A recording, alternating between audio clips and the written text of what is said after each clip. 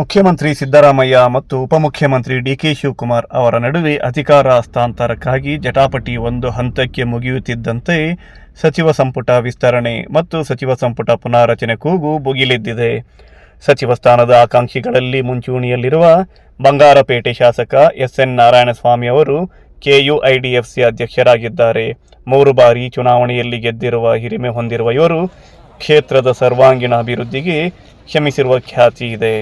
ನಾರಾಯಣಸ್ವಾಮಿ ಅವರಿಗೆ ಸಚಿವ ಸ್ಥಾನ ನೀಡಬೇಕೆಂದು ಅವರ ಬೆಂಬಲಿಗರು ಒತ್ತಾಯ ಮಾಡುತ್ತಿದ್ದು, ಕೋಲಾರದ ಶಕ್ತಿ ದೇವತೆ ಕೋಲಾರಮ್ಮನ ದೇವಸ್ಥಾನದಲ್ಲಿ ಪೂಜೆ ಪುನಸ್ಕಾರಗಳು ನಡೆಯುತ್ತಿವೆ. ಈ ಹಿಂದೆಯೂ ಸಚಿವ ಸ್ಥಾನಕ್ಕೆ ಒತ್ತಾಯ ಮಾಡಲಾಗಿತ್ತು.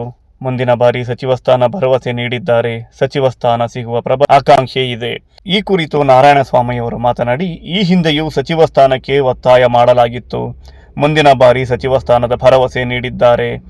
ಸಚಿವ ಸ್ಥಾನ ಸಿಗುವ ಪ್ರಬಲ ಆಕಾಂಕ್ಷೆ ಇದೆ. ಕೋಲಾರ ಜಿಲ್ಲೆ ಗಡಿಭಾಗದ ಜಿಲ್ಲೆಯಾಗಿದೆ. ಒಂದು ಕಡೆ ಆಂಧ್ರ, ಮತ್ತೊಂದು ಕಡೆ ತಮಿಳುನಾಡಿಗೆ ಹೊಂದಿಕೊಂಡಿದ್ದು ಬಹಳಷ್ಟು ಸಮಸ್ಯೆಗಳನ್ನು ಎದುರಿಸುತ್ತಿದೆ ಕೋಲಾರ. ಸ್ಥಳೀಯ ಶಾಸಕರಿಗೆ ಸಚಿವ ಸ್ಥಾನ ಸಿಕ್ಕಿದ್ದಲ್ಲಿ ಹಲವಾರು ಸಮಸ್ಯೆಗಳನ್ನು ಬಗೆಹರಿಸುವಲ್ಲಿ ಸಶಕ್ತರಾಗುವೆವು.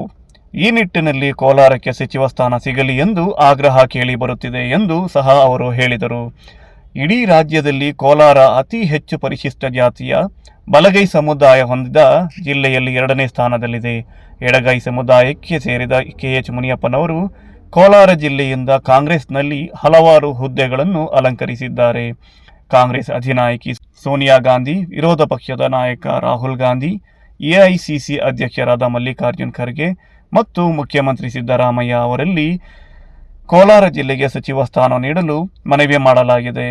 ಸ್ಥಳೀಯರಿಗೆ ಈ ಬಾರಿ ಅವಕಾಶ ಮಾಡಿಕೊಡಿ, ಅದರಲ್ಲೂ SN ನಾರಾಯಣಸ್ವಾಮಿ ಆದ ನನಗೆ ಅವಕಾಶ ಮಾಡಿಕೊಟ್ಟಿದ್ದಲ್ಲಿ ನನಗೆ ಬಹಳ ಸಂತೋಷ ಎಂದು ಅವರ ಅಭಿಪ್ರಾಯ ವ್ಯಕ್ತಪಡಿಸಿದ್ದಾರೆ.